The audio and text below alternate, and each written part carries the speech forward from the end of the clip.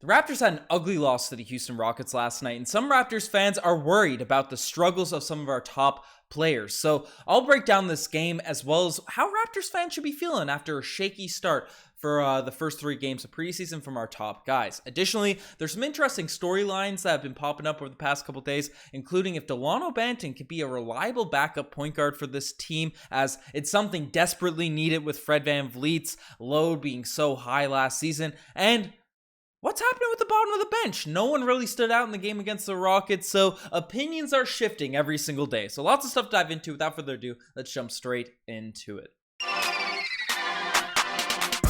Hello everybody, Ben Rogers here with the Raptors Digest, breaking down the latest Toronto Raptors news. And folks, the Jays playoffs are here, and we got a fun reaction podcast coming after every game going forward in the series. So definitely check out Jays Digest. And one channel that's been going strong the entire summer, if you're an F1 fan, we have a Formula One Digest channel as well. I'll link those guys down below, but definitely check them out. They're putting out some great content over the last few weeks, for a few months. So they're grinding. Help subscribe that channel. It'll help us out big time. But we have some game to talk about, which wasn't the greatest look for the Raptors, but the Raptors played last night. They had a game against the Houston Rockets, and I wanted to do a post-game live stream, but I'm not going to lie, I was absolutely exhausted. I was hooping earlier in the day, had a headache. I just ended up going to bed after an ugly loss. So I'm recapping a little bit here, a little more focused. We don't have to ramble on too much about this game, but the starters looked bad.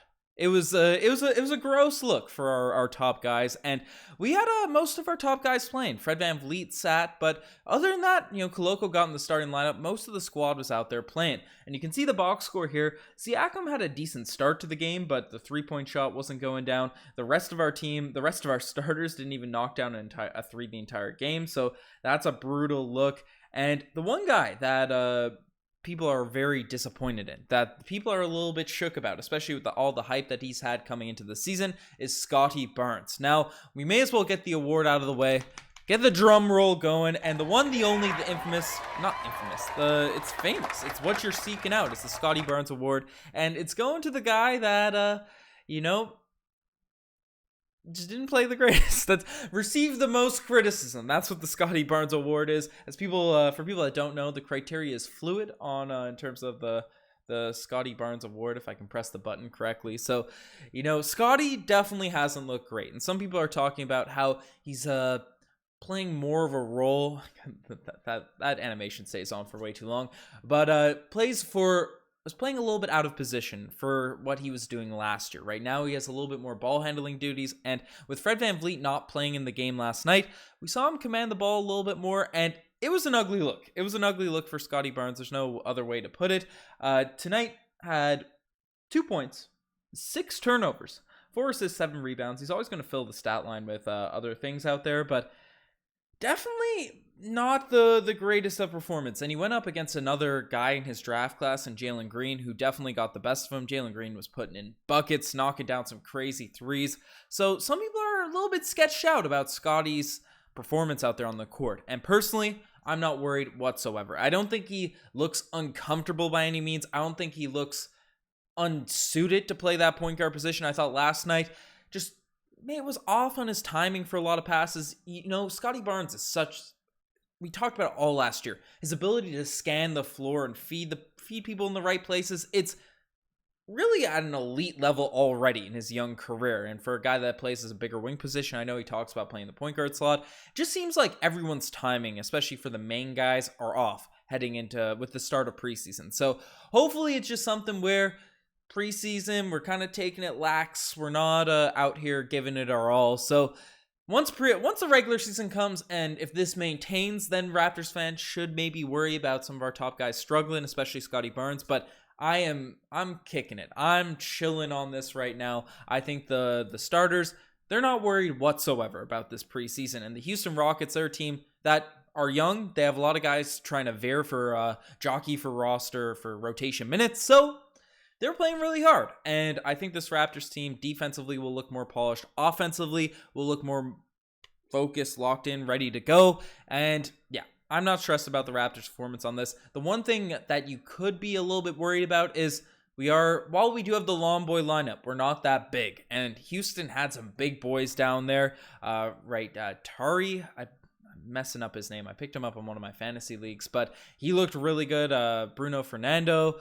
They had some size. They had some size in there. And then the thick boys, they're bullying our skinny long boys. So that's something that we could worry about a little bit. But I think we're fine. I think we're all good. And Fred VanVleet comes back with some of that strength at the guard position. But let's rock out with the segments tonight's spicy Pele of the day. Last night's spicy Pele of the day. Precious Achiuwa had an absolutely ridiculous crossover that drove the lane, and he pulled a straight in traffic, full speed between the legs, kind of hezzy, got right to the rim on top. And I also saw Kem Birch, who was really good in that Celtics game. Right, he ended up having a line drive where it was an explosion out of his, split stance, and it's probably the fastest I've ever seen Kem Birch run in a Raptors uniform, and it was on a drive with the ball in his hand. So you love seeing that from all old Kem Birch there, but not all plays can be the spicy Pele of the day, and some just make you say, oh, geez. And tonight, the oh, geez play of the day, there's just the Raptors defense in general. They were letting Jalen Green. Honestly, there were some decent contests, but the Rockets were sort of just drilling down everything. And I don't know. The Raptors just didn't look that into it. And the Scottie Barnes turnovers, all these moments, just wasn't really a good look for this squad. But, no specific OGs moments. Probably Jalen Green banging a couple of just fadeaway contested threes. That guy is good. That guy was not good to start last season in his rookie campaign, but as the season went along, he became really, really nice, and it seems like he improved over the offseason. So, shout out to Jalen Green. I'll give some credit there. But finally, the actual infamous award on this podcast, the one, the only Golden Kazoo, the Paul Pierce Golden Kazoo. And there's a lot of guys it could potentially go to in this one, and I already kind of raved about Scottie Barnes. That's the main topic of discussion I've seen from people in regards to this game and the start of preseason. People are a little bit worried about Scottie, but we can run through the box score just a little bit. But no one really played well. And the big thing you could really take away, and I saw this stat, pulled it up earlier, but our starter shot 6% from the 3-point line. 6% from the 3-point line. That is horrific. That is brutal. So hopefully that changes. Obviously, one issue with this Raptors team is last season that we weren't always that consistent from behind the arc. So hopefully that changes. But Boucher was all right coming in. Boucher and Precious are always pretty reliable. Thad Young is just absolutely chilling before the regular season, so I'm not stressed about him. And yeah, I thought we'll dive into the deep bench guys after, but no real worries for me in terms of takeaways. I thought OG was actually pretty solid. Had a really nice finish on a reverse layup, a little Dr. J-esque in traffic. He had one where he was absolutely hammered and finished in the lane. So happy to see OG getting some buckets. He hasn't stood out too much at the start of preseason, but we have a lot of guys that, while not necessarily old and veteran, they're not worried about their role, their roster spot, at least in our top 7, top 8. So they're just kind of kicking. They're kind of chilling. So I'm not reacting too hard to these preseason games. But one thing I am intrigued by, a storyline I am fairly interested in, is Dalano Banton being this year's backup point guard, because I think this season it's a necessity. Make sure Fred VanVleet, make sure Pascal Siakam, make sure our top guys don't have too much of a load on their shoulders for this team, because last year Fred VanVleet was doing an absolute carry job, especially midway through last season, and made the All-Star team and stuff. But after the All-Star break, was dealing with nagging injuries that just completely ruined his performance in the playoffs. He looked like he was running around on one leg. He ended up messing up his hip. So we need someone to come in and be an effective backup point guard for this team. Now, Malachi Flynn has that bruised, that injured face, so he couldn't play in these ones, and he looked pretty solid in the first game of preseason. But Dalano Banton, like he did at the start of last year, is winning some hearts over with his performances. And you can see the box score last night. Dalano Banton ended up having 14 points, ended up having 4 assists, and the big stats that I'm always looking at with Dalano Banton is turnovers, right? How is he able to? How's he really going to be able to command an offense? How is he going to be able to set people up? How is he going to be able to drive in the lanes and not get his pocket pick? Because last season, Dalano Banton was a turnover machine and he couldn't shoot. And even though other aspects of his game look extremely promising. His transition scoring, the way he takes on contact and finishes in the lane. Even his mid-range jumper is pretty solid. His high IQ passes. Right, Dalano Banton's really good, but he has a few just fatal flaws that will just keep him out of games for Nick Nurse. And last night, and 2 turnovers, one of them was an inbound pass as well, so really only 1 turnover in live ball action. If Dalano Banton can dial back the turnovers, even if he doesn't get that 3-point shot completely locked down, I'd personally trust him as a 9th man point guard to take some load off of Fred VanVleet. You don't necessarily want to run Scottie, Gary, Pascal at that point guard position. I'd be comfortable with Dalano out there because he brings it on defense. He had a block in this game as well. I think Dalano is key. Now, it's unfortunate Malachi Flynn, every time he gets an opportunity, man, he gets one of these weird injuries. He gets health and safety protocols, all this sort of stuff. It's been a common theme throughout Flynn's career.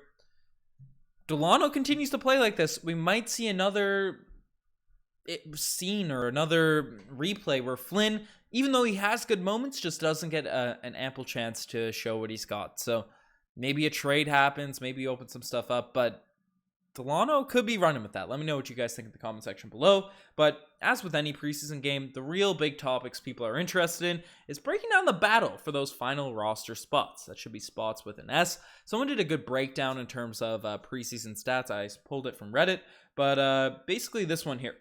You can see the list. Obviously, out of all these names, I think Juancho Hernangomez, given his guaranteed contract, is likely going to be in, but is a guy that I think has been brought back into the discussions as players that could potentially be knocked out. But there's 3 spots available for these top 5 guys, and then there's 2-way slots where you could maneuver someone in and out of that position.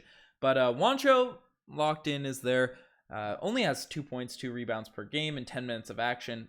Knocked down 2 threes, which is solid, but I feel like Juancho is in a weird place because it feels like he shouldn't be guaranteed a roster spot, but Nick Nurse is kind of playing him with the starters more often than not really giving him those opportunities to show out in the late games. So I think it's safe to say Juancho's going to be on this team, Bo Cruz, but we'll see. We'll see what happens. Dalano Banton's going to be there. I just raved about him for a while.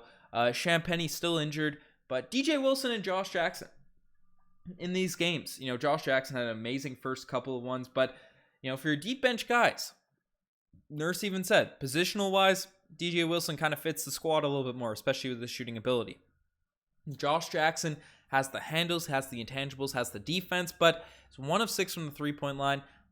It's never really been above a 30% shooter from that arc, from deep. And if he's going to be playing with starters and stuff, he's going to need to be able to shoot the basketball. And you can't be a guy that's not out there unless you have the skills of like a Dalano Banton at slashing, at scoring in transition, all that sort of stuff. And even Dalano, without his jump shot, was sort of played off the court last season. Don't be surprised to see the Raptors go with the safer bet, even if we look at Josh Jackson as the better player, as the guy that could have more of an impact in a vacuum. Now, I'd still probably roll. It's tough. Yeah. It's tough. All right. Champagne Poppy's my guy, and we haven't been able to see him. He's maybe been developing and all of that. We just haven't been able to see in Summer League or the start of the season. But he does have more of a jump shot than Josh Jackson. He gets the rebounds. He plays the defense. Handle's not close. Doesn't have that veteran prowess about him. But I don't know. I need to see some more Jackson highlights before I completely write him off. But Dalano and Champagne, that was my opinion going in. If assuming we don't move someone to a 2-way slot, I'm sticking with that. But Josh Jackson, definitely, I think in an ideal world, we move Champagne to a 2-way spot. Cut Ron Harper, as unfortunate that might be. Keep Doughton 100%, but then give Josh Jackson that final roster spot. But let me know in the comment section what you guys think.